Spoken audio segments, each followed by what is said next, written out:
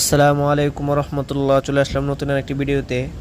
আর আজকের ভিডিওটা হচ্ছে আমরা একত্রে আমাদের সেই বিচু বাহিনী নিয়ে আমরা হাঁসের পার্টি করেছি।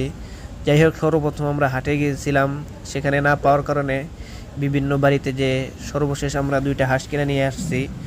হাঁসের জবাই আমরা করেছি, তারপর যাবতীয় কাজ, হাঁস ছিলানো, তারপরে হাঁস পুরা যাবতীয় কাজ আমরাই সামাল দিয়েছি। সর্বশেষ আমাদের মাঝে একটা কাহিনী ঘটে গেছে।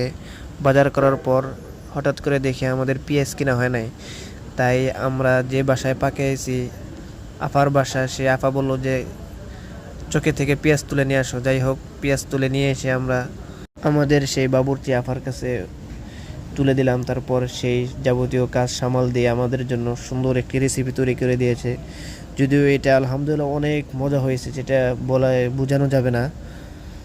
আর এটা যদি বাইরে কিনে খাওয়া যেত, কমপক্ষে 500 থেকে 600 টাকা খরচ হতো।